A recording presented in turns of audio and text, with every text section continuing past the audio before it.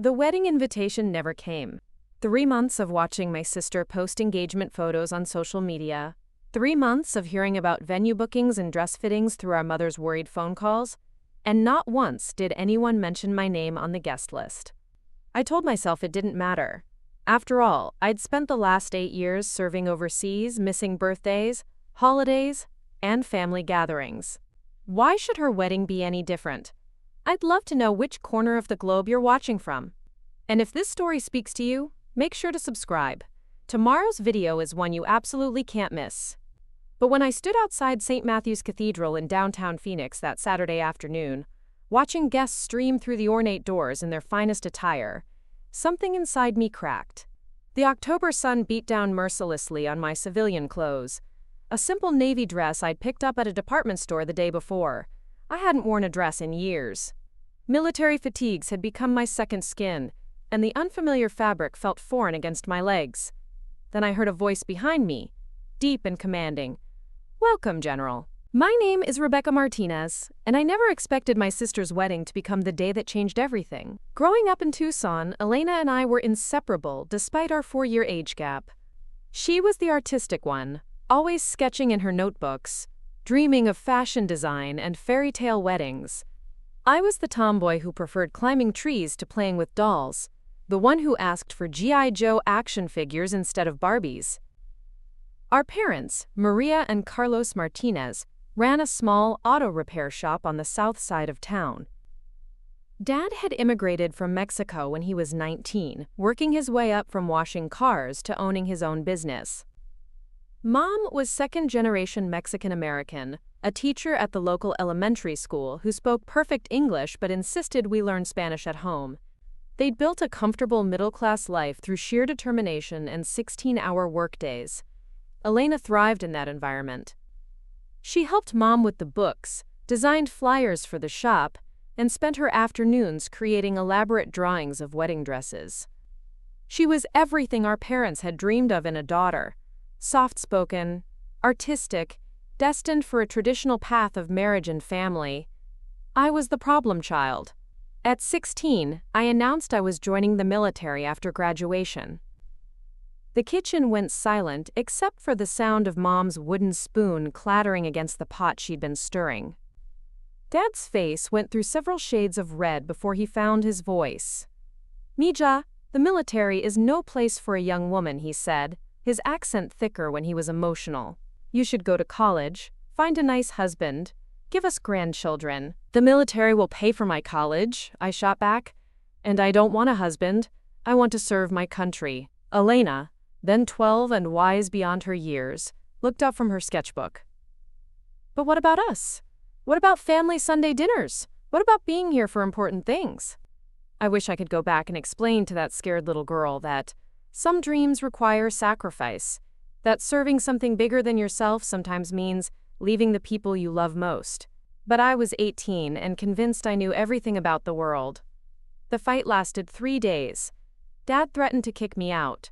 Mom cried every time she looked at me. Elena stopped speaking to me entirely. But I was stubborn, a trait I'd inherited from both sides of my family, and I'd already made up my mind. Basic training at Fort Benning was everything I'd expected, and nothing like I'd imagined. The physical challenges were manageable. Years of climbing desert rocks and helping Dad lift car engines had prepared me for that. But the mental transformation was profound. I learned to think strategically, to lead under pressure, to make decisions that could mean the difference between life and death. My first deployment came 18 months later. Afghanistan was a world away from the desert landscapes of Arizona, but something about the harsh beauty of the mountains felt familiar. I was part of a transportation unit, responsible for moving supplies and personnel between forward operating bases. The work was dangerous, unglamorous, and absolutely vital. I thrived in that environment. My commanding officers noticed my aptitude for logistics and leadership.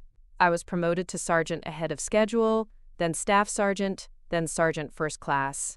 Each promotion meant more responsibility, longer deployments, and less time for family visits. The first wedding I missed was my cousin Sophia's. Elena called to tell me about it, describing the ceremony in detail. The mariachi band, the elaborate reception at the community center, the way Sophia's dress sparkled under the string lights. I was in Kandahar at the time, coordinating supply convoys through hostile territory. The contrast between her world and mine felt insurmountable. I saved you a piece of cake, Elena said, her voice small through the satellite phone connection. I know you probably can't eat it, but I wanted to do something. That cake, wrapped in napkins and tucked into our freezer back home, became a symbol of everything I was missing. Mom would mention it every time we talked, a gentle reminder that my family was carrying on without me, celebrating milestones I could only hear about secondhand. The second deployment was Iraq. 2 years of managing supply lines through some of the most dangerous territory in the country. I was promoted to Master Sergeant, then Sergeant Major.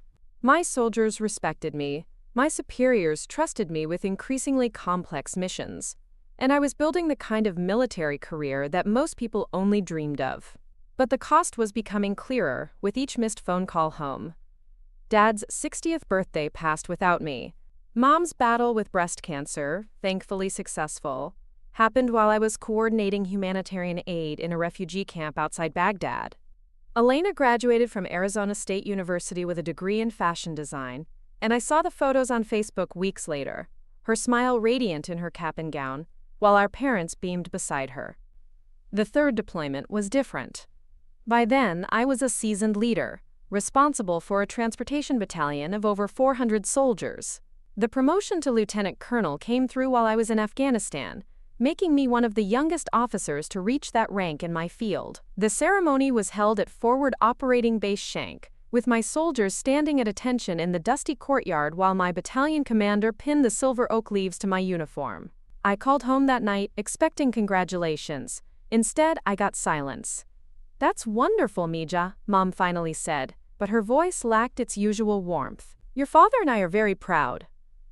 Where's Elena? I asked. I thought she'd want to hear about the promotion.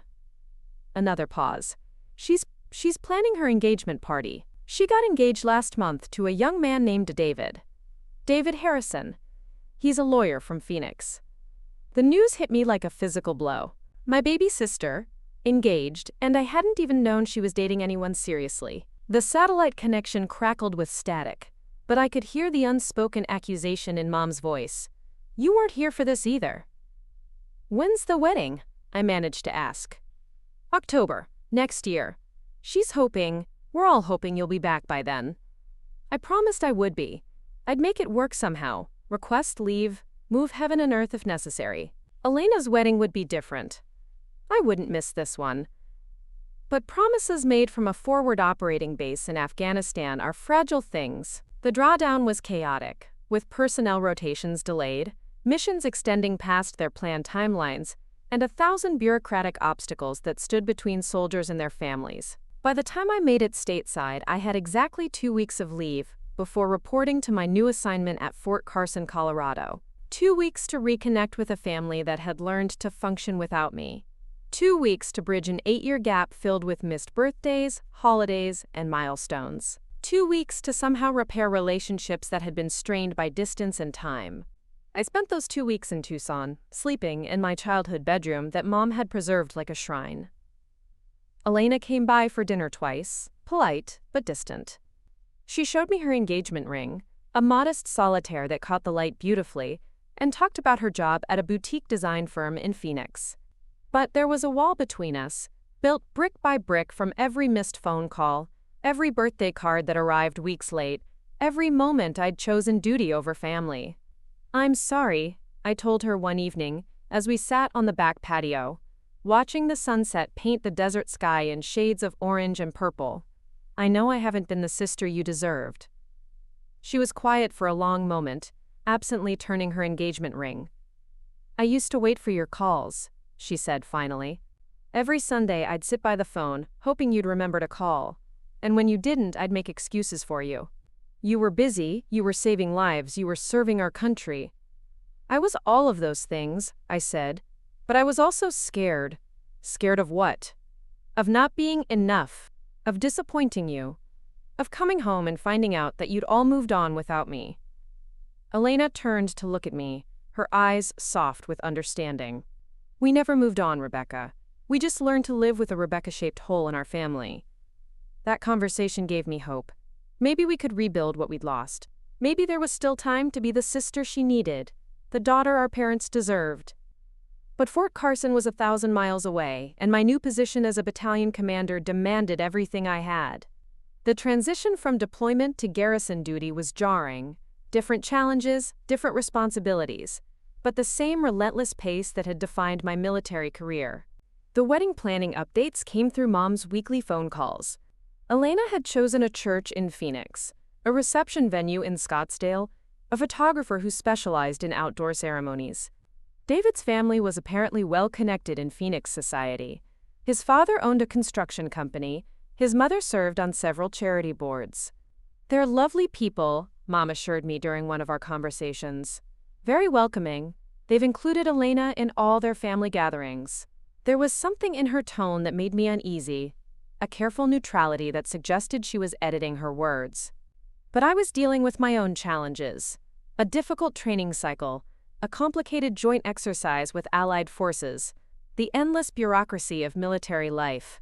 A lot of love and effort went into bringing this story to life.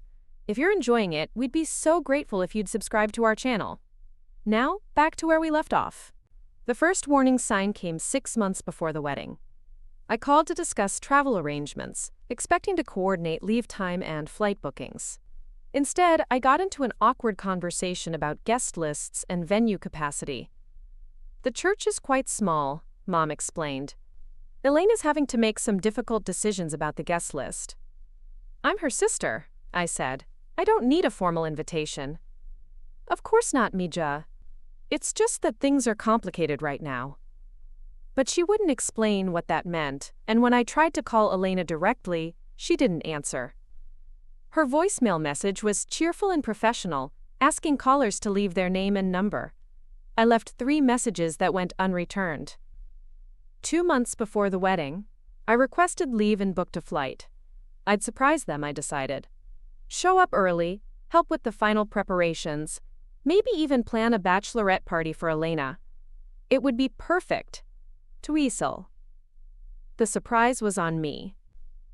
When I arrived at the family home in Tucson, I found boxes stacked in the living room and a for sale sign in the front yard. Mom answered the door in old clothes, her hair tied back with a bandana, looking exhausted. Rebecca, what are you doing here? I came to help with the wedding preparations. What's all this? She looked around at the boxes, then back at me. We're moving to Phoenix. David's family found us a lovely little house near Elena's apartment. It'll be easier for everyone. Easier for everyone except me, I said, the words coming out sharper than I'd intended. Mom's face crumpled. Mija, it's not about you. It's about being closer to Elena, helping her start her new life. But it was about me, and we both knew it. It was about choosing proximity over a daughter who'd chosen duty over family dinners. It was about accepting that some distances are too great to bridge. I stayed for 2 days, helping pack boxes and listening to Mom's careful explanations about the new house, the new neighborhood, the new life they were building. Elena came by once, staying just long enough to collect some childhood mementos and exchange awkward pleasantries. You look good, she said, taking in my civilian clothes, my longer hair, the small changes that came with being stateside. So do you. Mom says David's family is wonderful. They are. His father's been incredibly generous. He's paying for the wedding, actually. His parents wanted to make sure Elena had everything she dreamed of. There was something in her tone, a careful emphasis on David's father's generosity, that made me pause. But before I could ask what she meant, Elena was gathering her things, kissing Mom goodbye, and heading back to Phoenix. I'll see you at the wedding, she said to me, but she didn't meet my eyes. 1 month before the wedding, I still hadn't received an invitation. I told myself it was an oversight, that the postal system between Colorado and Arizona was notoriously unreliable. I called Mom, who assured me that of course I was invited, that Elena was just overwhelmed with final preparations. Should I book a hotel? I asked.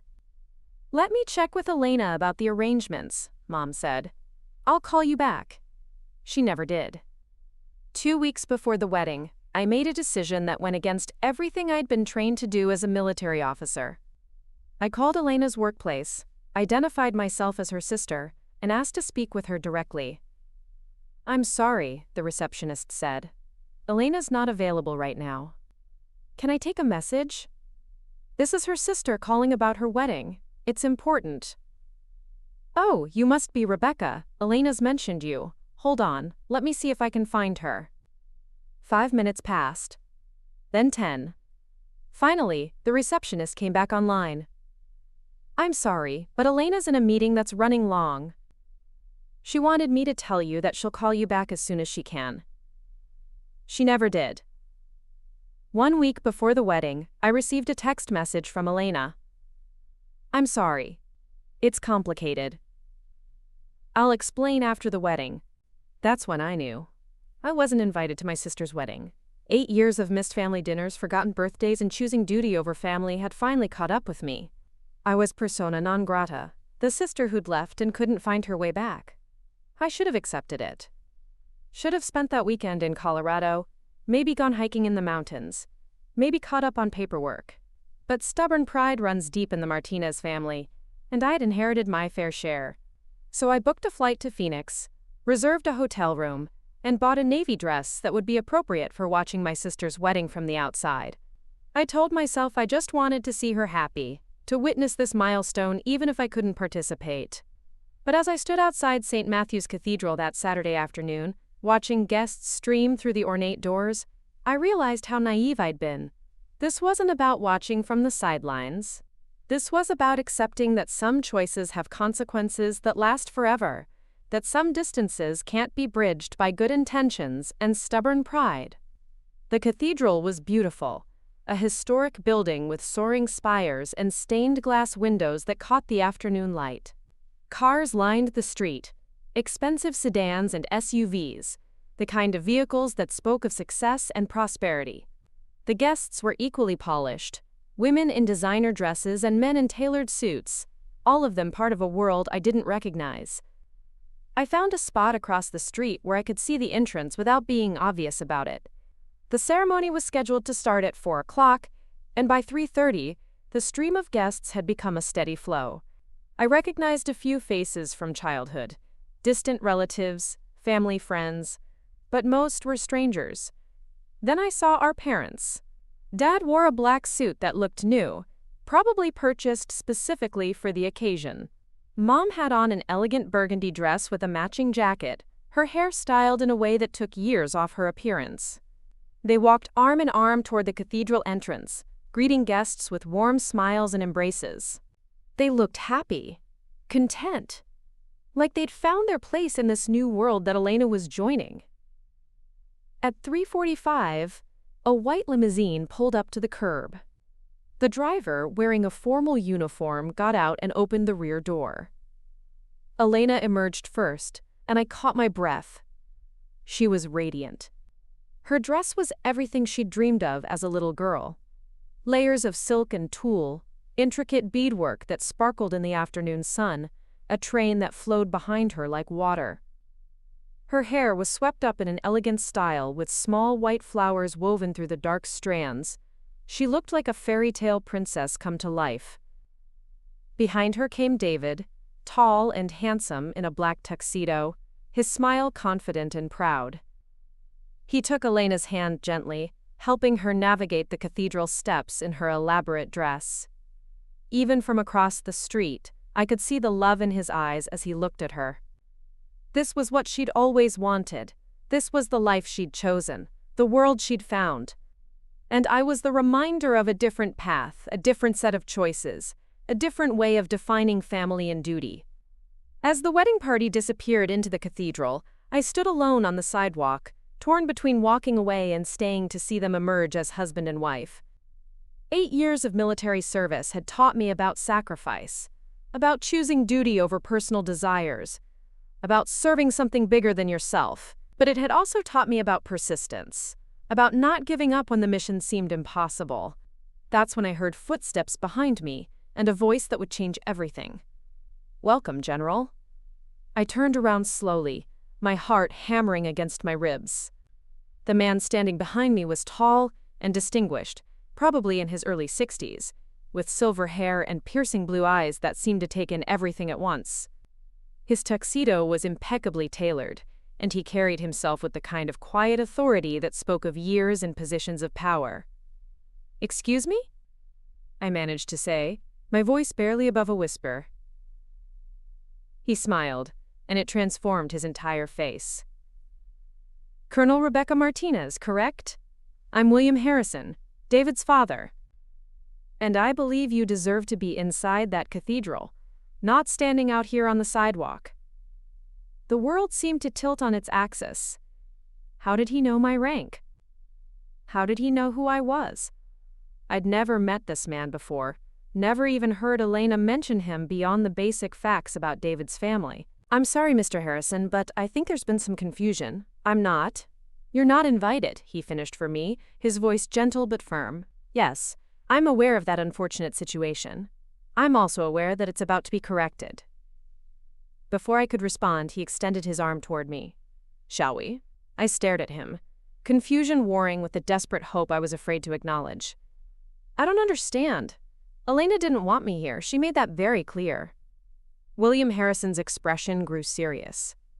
"Elena is young, and she's been influenced by people who don't understand what real sacrifice looks like. But I do. I know exactly who you are, Colonel Martinez, and what you've done for this country." He reached into his jacket pocket and pulled out a small device that looked like a tablet. With a few quick taps, he showed me the screen. It displayed a military record, my military record, complete with deployment dates, commendations, and promotion history. Bronze Star with V device for heroism in Afghanistan. Meritorious Service Medal with 3 oak leaf clusters. Army Commendation Medal with 4 oak leaf clusters. Combat Action Badge. He looked up from the screen. "Should I continue?" I felt my cheeks burn with embarrassment and something else. Recognition, maybe, or validation. "How did you get that information?" "I'm a contractor for the Department of Defense," he explained simply. "Harrison Construction has been building military infrastructure for over 30 years. When David told me about Elena's sister, the one who is serving overseas, I did what I always do. I researched. What I found was remarkable." He gestured toward the cathedral. "The woman who coordinated the largest humanitarian aid operation in Kandahar province in 2019, the officer who led her soldiers through the most dangerous supply routes in Iraq without losing a single life, the leader who was personally commended by General Patricia McKenzie for her role in the Afghanistan withdrawal." Each accolade he mentioned felt like a physical blow. These were moments I'd been proud of, accomplishments that had defined my career, but they'd also been the reasons I'd missed family gatherings, the justifications for choosing duty over Sunday dinners.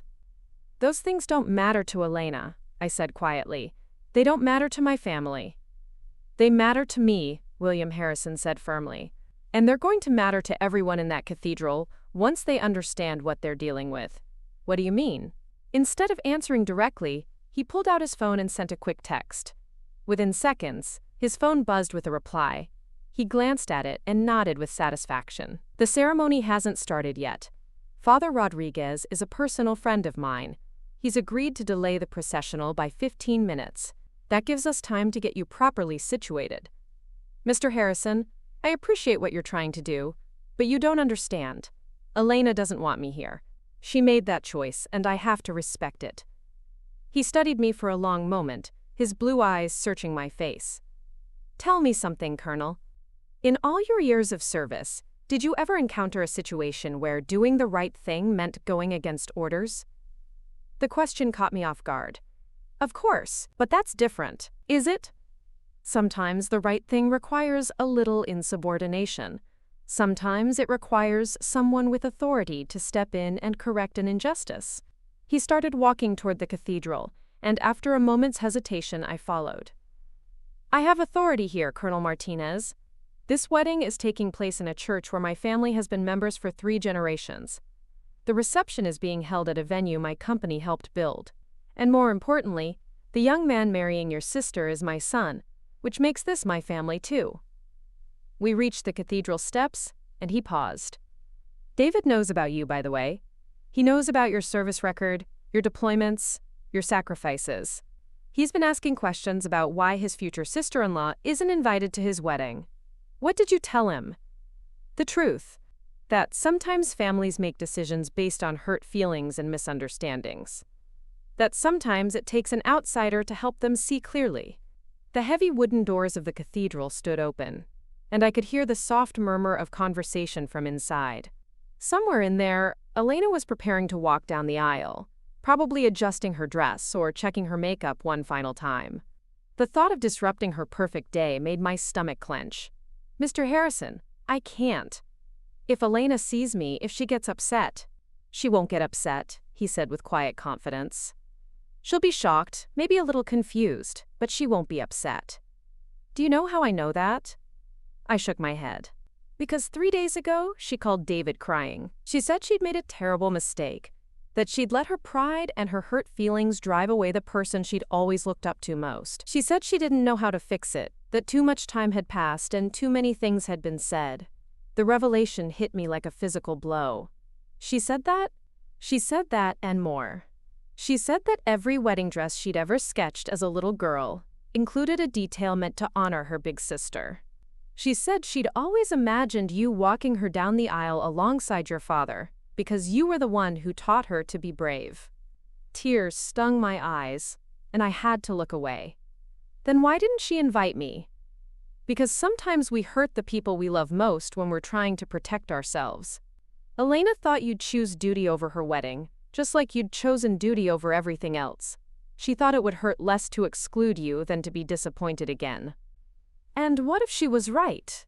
What if I had chosen duty?" William Harrison smiled. "But you didn't, did you?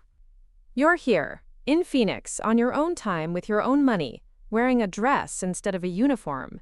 You're here because she matters more than anything else." He was right, and the realization was both liberating and terrifying. I'd built my entire adult life around the idea that duty came first, that service to the country trumped personal desires, but I'd flown halfway across the country to watch my sister's wedding from the sidewalk, proving that some bonds run deeper than any oath of service. "Come on," he said gently, "let's go make this right." The interior of St. Matthew's Cathedral was breathtaking. Soaring arches supported a vaulted ceiling painted with religious scenes, and afternoon light streamed through stained glass windows, casting jeweled patterns across the stone floor. The pews were filled with guests, all of them turned toward the altar where David stood with his groomsmen. William Harrison led me down the center aisle, his hand firmly on my elbow. I could feel eyes turning toward us, hear the whispered conversations starting. Some faces were familiar, relatives I hadn't seen in years, family friends who'd known me since childhood. Others were strangers, clearly part of David's world. We stopped at the third pew from the front, where my parents sat with Elena's maid of honor and a few other family members. Mom looked up and her face went white. Dad's mouth fell open, and for a moment, I thought he might stand up and cause a scene. "Maria, Carlos," William Harrison said smoothly, "I'd like you to meet your daughter, Colonel Rebecca Martinez. I believe there's been some confusion about the seating arrangements." Mom's eyes filled with tears. "Rebecca, what are you doing here?" "She's here because she belongs here," William Harrison said firmly. "Because family is family, regardless of geography or misunderstandings." He gestured to the pew. "I took the liberty of having Father Rodriguez hold the processional. Elena is waiting in the vestry, and I think she'd like to see her sister before she walks down the aisle."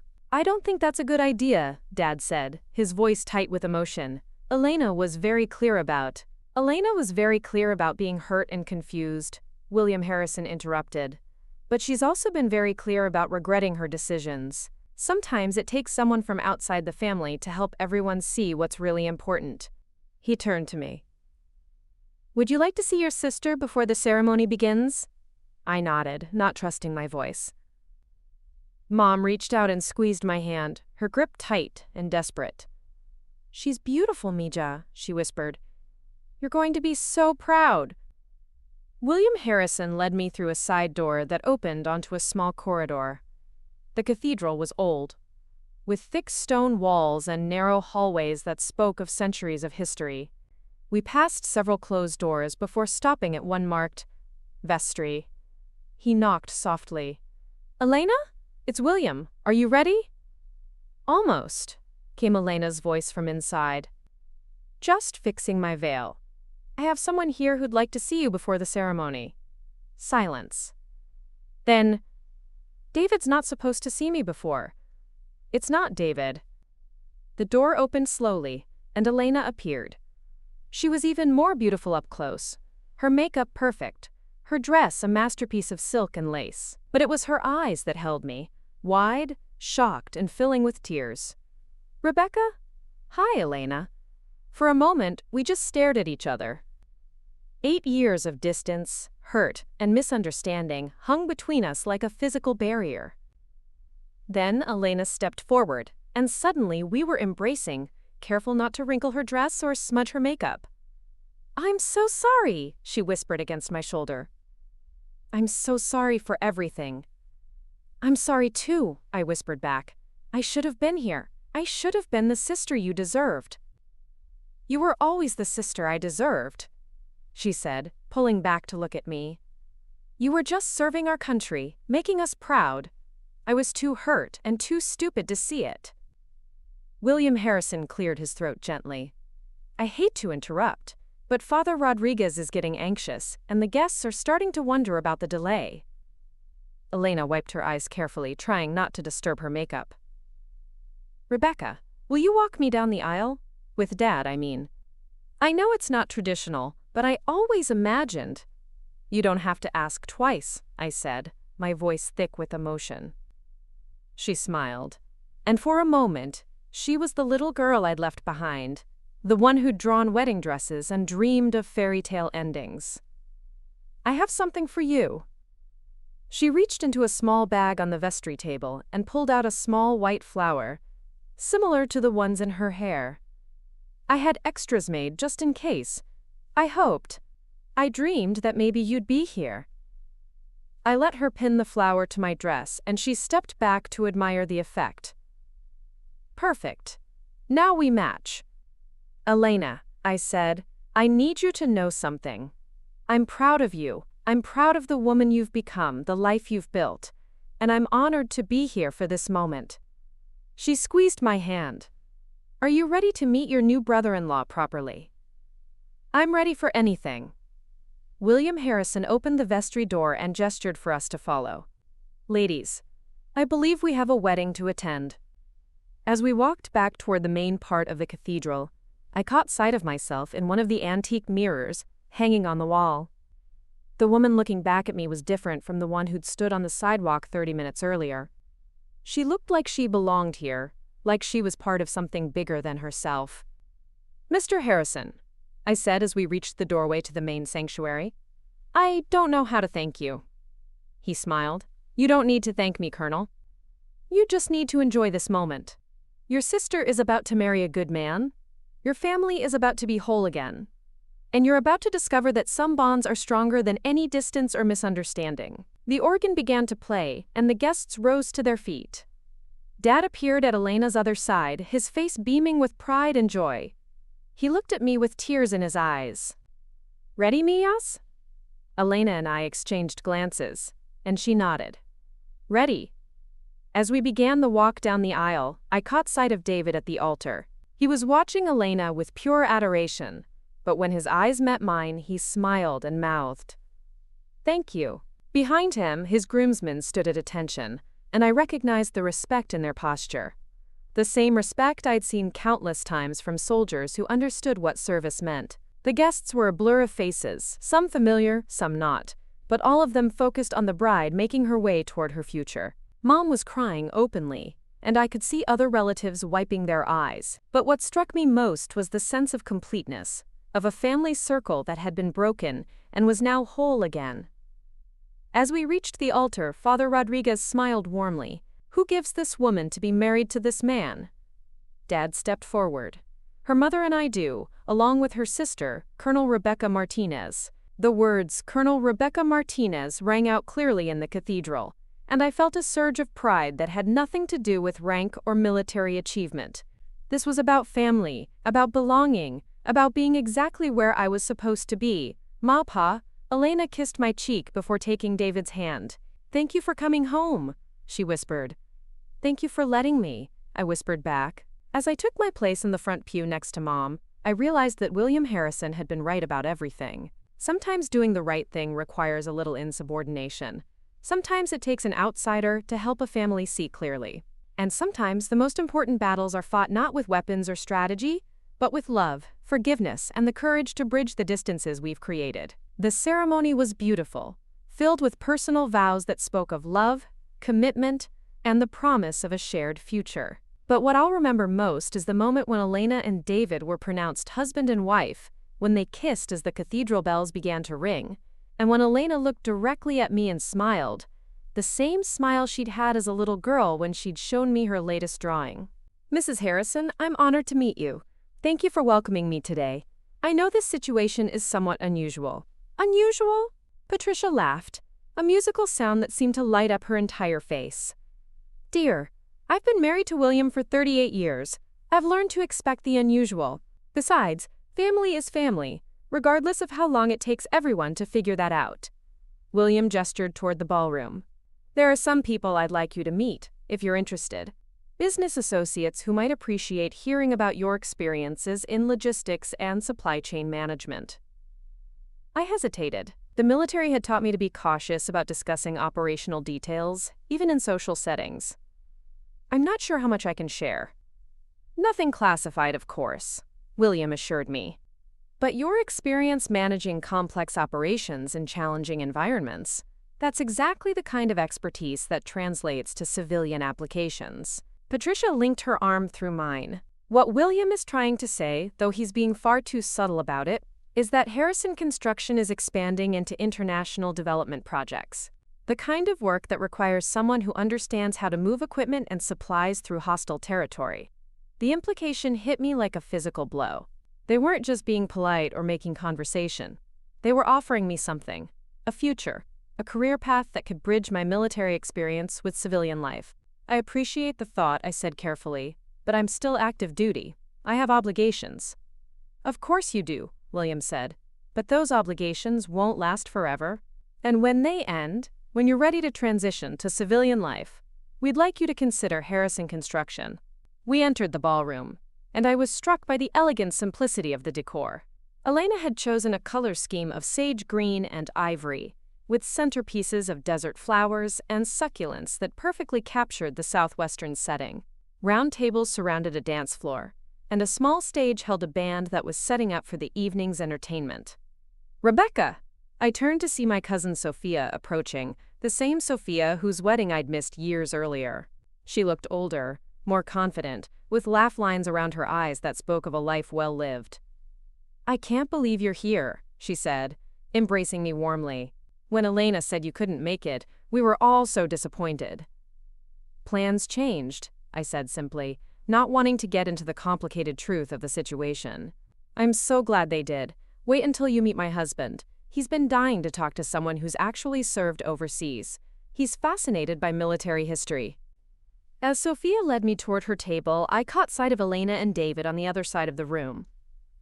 They were surrounded by a group of young people, probably college friends and work colleagues, all of them laughing at something David had said. Elena's face was radiant, her smile so bright it seemed to illuminate everything around her.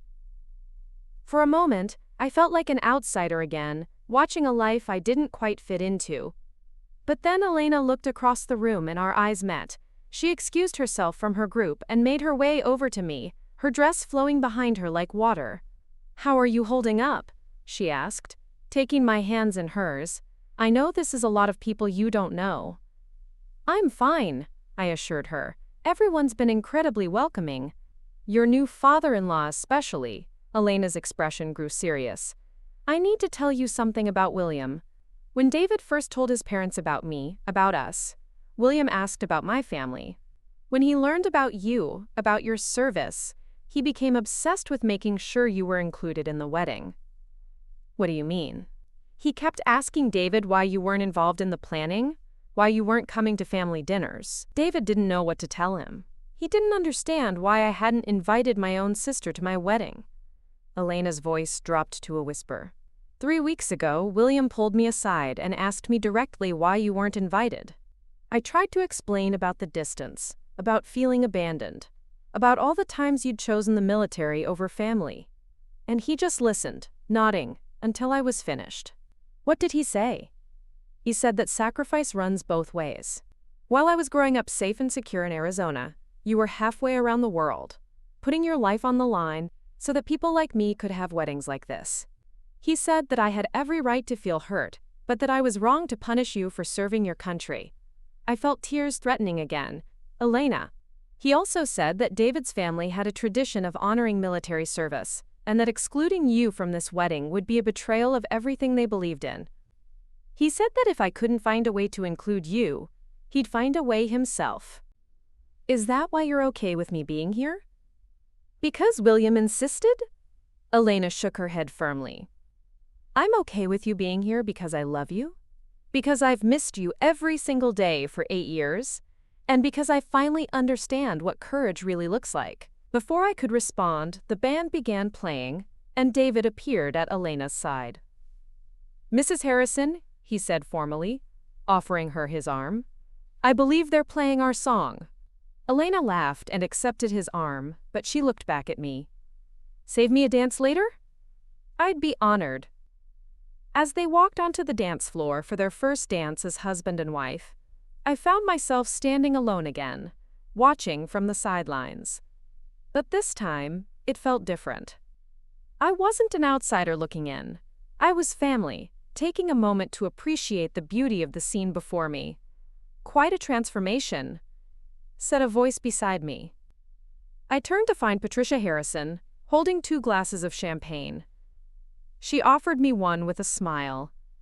What kind of transformation? This morning you were a military officer with no family connections in Phoenix. Tonight you're part of the Harrison family tree.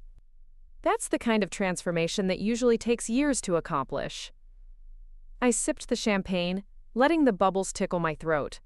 Your husband is a force of nature. That's one way to put it.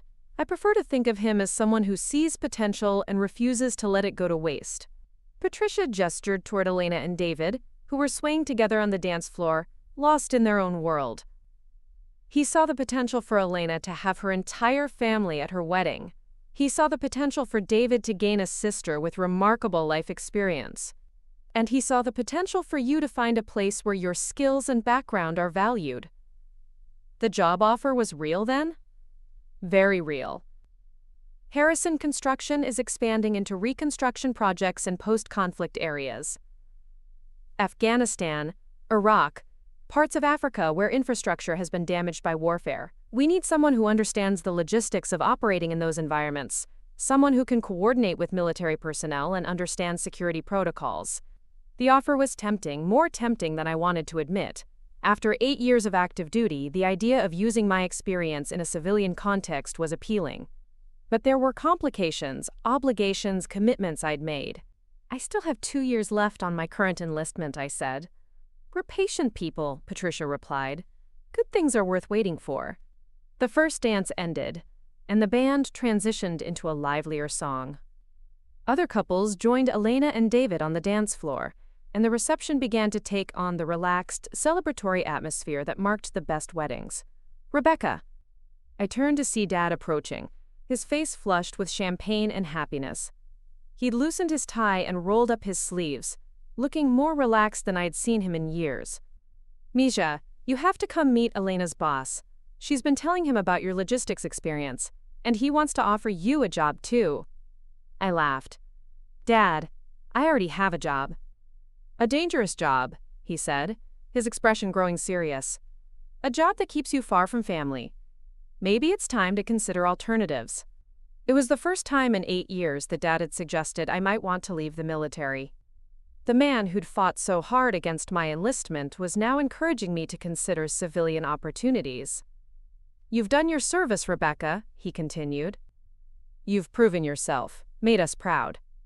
But maybe it's time to come home. This is home? I asked, gesturing around the elegant ballroom. Home is wherever your family is, Dad said simply. And your family is here. As if to prove his point, Mom appeared at his side, having spent the evening making rounds and catching up with relatives we hadn't seen in years. Her face was glowing with happiness.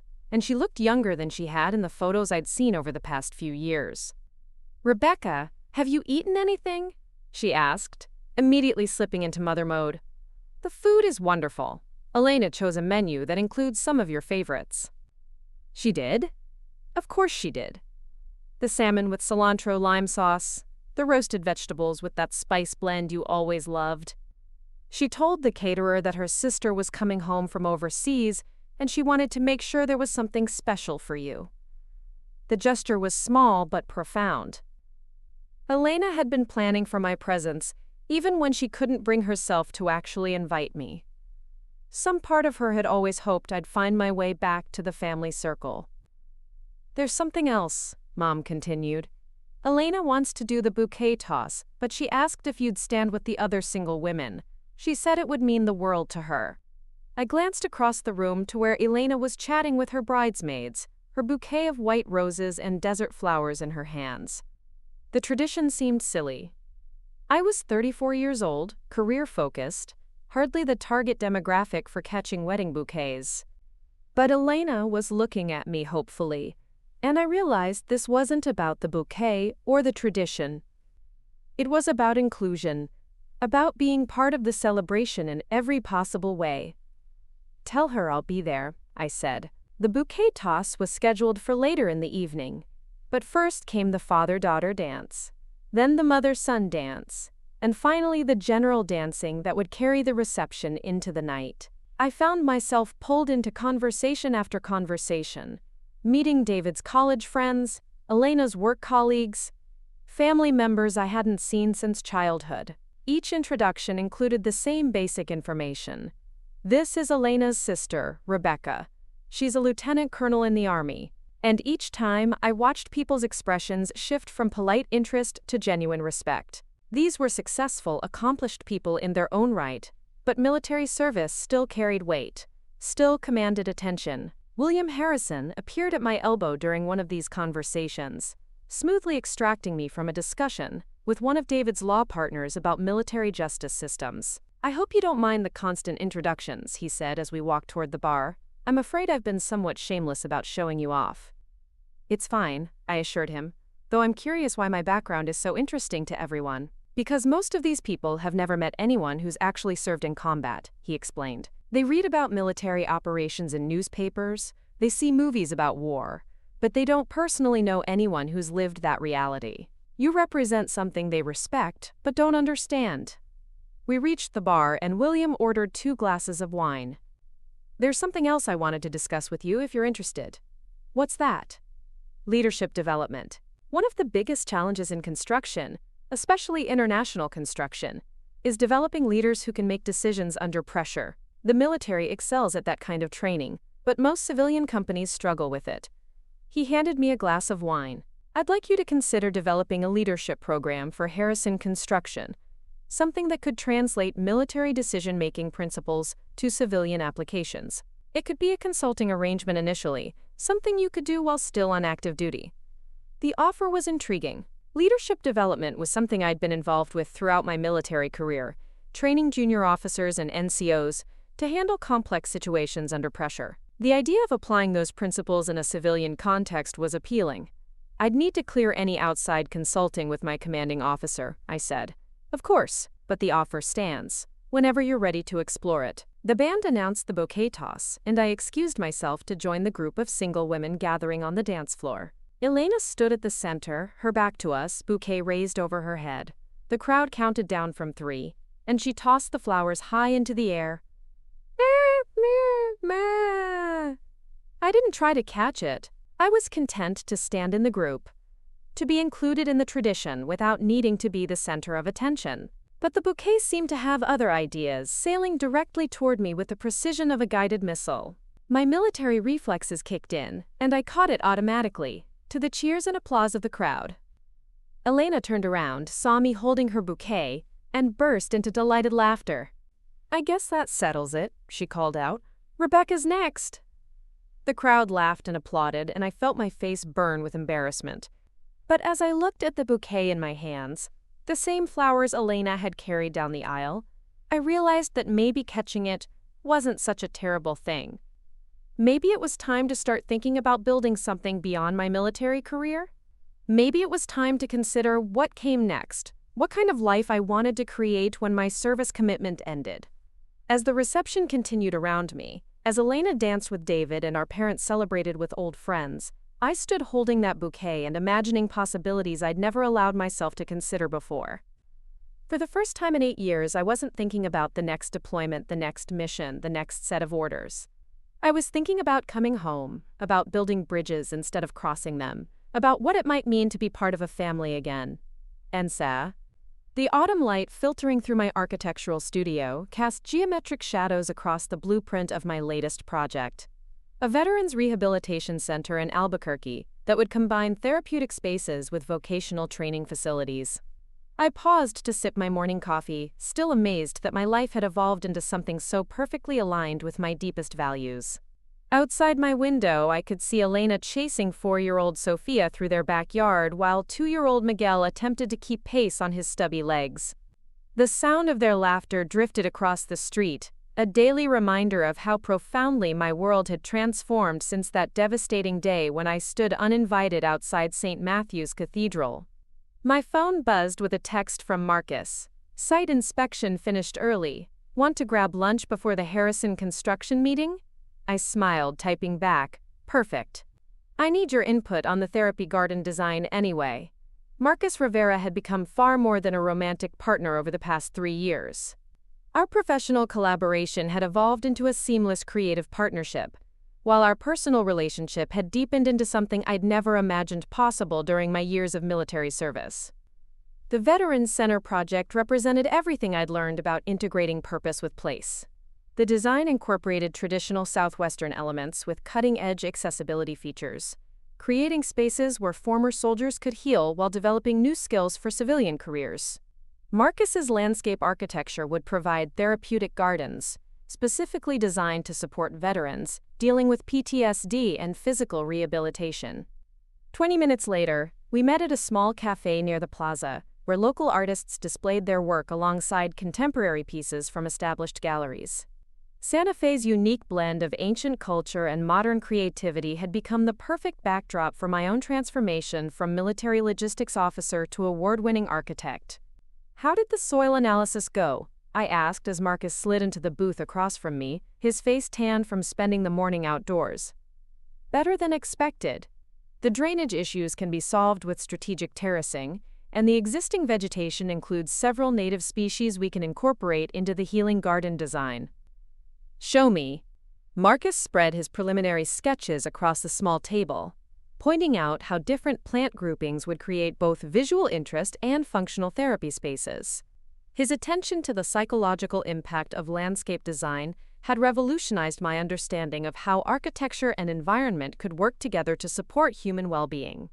This meditation area, he explained, indicating a circular space surrounded by aromatic native plants, will be positioned to catch the morning light while remaining protected from afternoon winds. And the vocational training gardens? Located near the workshop buildings, so veterans can move seamlessly between indoor instruction and outdoor practice. The raised beds accommodate wheelchairs and other mobility aids. As we refined the design details, I marveled at how naturally our creative processes had synchronized. Marcus challenged my architectural assumptions while respecting my technical expertise, creating exactly the kind of collaborative dynamic that produced exceptional results. There's something else I wanted to discuss, Marcus said as we finished our meal. Something personal. The shift in his tone made me look up from the sketches. What kind of personal? Elena mentioned that next month marks the 5th anniversary of her wedding, the wedding where William Harrison first approached you. It does. Elena's planning a small celebration, just family and close friends. I've been thinking about anniversaries, about marking important transitions. Marcus reached into his jacket pocket and pulled out a small velvet box.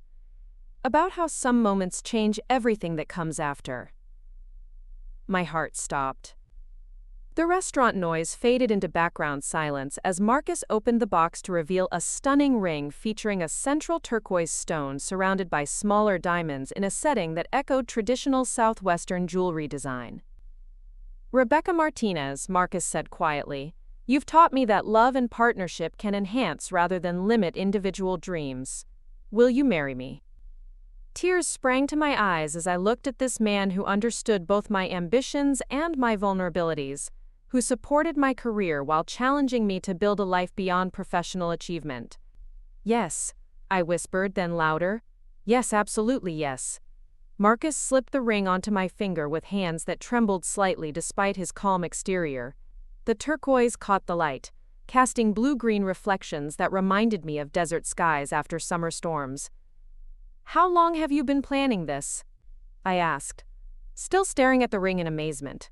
Since we finished the community garden project. That's when I realized I wanted to spend the rest of my life creating beautiful spaces with you. Does Elena know? Marcus grinned. Elena helped design the ring. She said it needed to reflect your personality. Strong, unique, rooted in Southwestern heritage but distinctly your own. Of course she did. My sister can't resist involving herself in every major life decision. She also can't resist being right about what makes you happy. We spent the rest of lunch making preliminary wedding plans, discussing venues and timelines and guest lists. But what struck me most was how natural the conversation felt, how seamlessly the idea of marriage integrated with the life we'd already built together. The Harrison construction meeting that afternoon took on special significance as I announced my engagement to William and Patricia. Their delight was immediate and overwhelming. "This is wonderful news," Patricia exclaimed, examining my ring with obvious approval. Elena will be beside herself with excitement. "She already knows," I admitted. "Marcus consulted her about the ring design," William chuckled. "Smart man. Elena's aesthetic judgment is impeccable, and her understanding of your preferences is unmatched." "Speaking of preferences," Marcus said, "we're hoping to incorporate sustainable design elements into our wedding celebration. Something that reflects our shared commitment to environmental responsibility." "What did you have in mind?" William asked. "We're considering an outdoor ceremony at one of the sites where we've collaborated professionally. Possibly the community garden, or perhaps one of the resort properties where Rebecca's architecture and my landscape design are both featured." Patricia's eyes lit up. "The Taos Resort would be perfect. The mountain views, the integration of natural and designed elements, the symbolic significance of a place you've both helped create."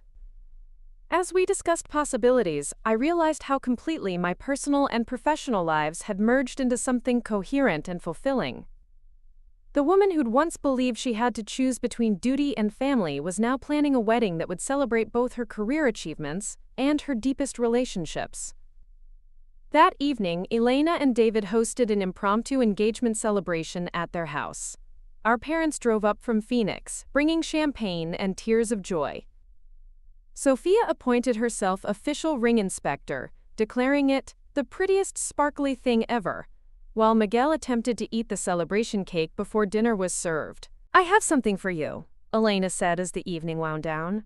She disappeared into her bedroom and returned carrying a small wrapped package. Inside was a framed photograph from her wedding day, the moment when she, Dad, and I walked down the aisle together. Elena looked radiant in her elaborate dress, Dad beamed with pride, and I appeared slightly overwhelmed but genuinely happy. "I wanted you to have this," Elena said, "because that moment changed everything for both of us. That's when we learned that family means supporting each other's choices, even when those choices lead in unexpected directions." Elena, let me finish. "That day, I got married to the man I love. But I also got my sister back. And watching you build this incredible life, the career that fulfills you, the relationship that challenges and supports you, the family connections that anchor everything else, it's been one of the greatest joys of my life." She hugged me tightly, and I felt the same overwhelming gratitude that had characterized so many moments over the past 5 years. "Thank you," I whispered, "for fighting to include me in your wedding, for supporting my career transitions, for introducing me to Marcus, for showing me that it's possible to have everything if you're brave enough to pursue it." "Thank you for coming home," Elena whispered back. "Not just to Arizona, but to us. To family dinners, and godmother duties, and all the ordinary moments that make life extraordinary." Later that night, As Marcus and I sat on my back patio planning our future, I thought about the circuitous journey that had brought me to this moment. The 18-year-old who'd enlisted against her family's wishes could never have imagined the life I was now living. Successful architect, devoted godmother, beloved sister, and soon-to-be wife to a man who understood every aspect of who I'd become. "Are you nervous about being married?" Marcus asked as we watched stars appear in the clear desert sky. "No," I said, surprising myself with the certainty in my voice. "I'm excited. For the first time in my life, I'm entering a major commitment without feeling like I have to sacrifice other important things." "What do you mean?" "When I enlisted, I thought I had to choose between military service and family relationships. When I transitioned to civilian life, I worried about losing the sense of purpose that had defined my identity. But marrying you feels like an addition to everything I value, not a replacement for it." Marcus took my hand, turning the engagement ring so the turquoise caught the porch light. "That's because we've built something that enhances, rather than limits who we are individually. Plus, we've had excellent examples of how to make it work. Elena and David, William and Patricia, couples who support each other's dreams while building something stronger together." 6 months later, we were married at the Taos Resort, in a ceremony that perfectly reflected our shared values and aesthetic sensibilities. The venue showcased both my architectural design and Marcus's landscape architecture, creating a setting that felt deeply personal and professionally meaningful. Elena served as my maid of honor, radiant in a dress she'd designed specifically for the occasion. William Harrison walked me down the aisle alongside my father, symbolizing how my professional and personal families had merged into something indivisible. The ceremony itself was conducted by a local spiritual leader who incorporated both Christian and Native American elements, blessing our union with prayers for partnership that would serve not just ourselves but our broader community. During our vows, Marcus promised to support my architectural ambitions while challenging me to maintain balance between work and personal life. I promised to honor his creative vision while building a marriage that could withstand the demands of 2 intense careers. As we exchanged rings in front of family members, colleagues, and friends who'd become family, I realized that William Harrison's intervention 5 years earlier had set in motion changes that extended far beyond my relationship with Elena. That intervention had taught me that sometimes the most important welcome comes from unexpected sources.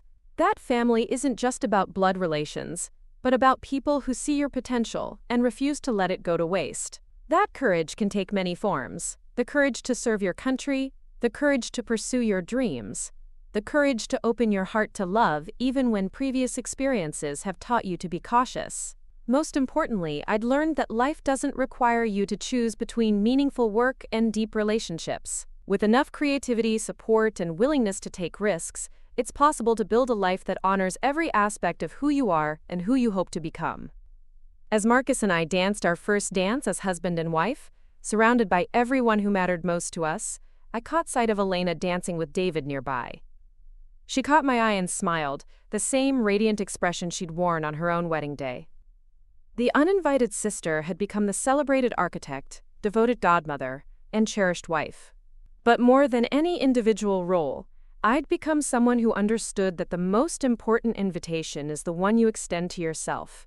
The invitation to build a life worthy of your deepest dreams and highest aspirations. Looking for more?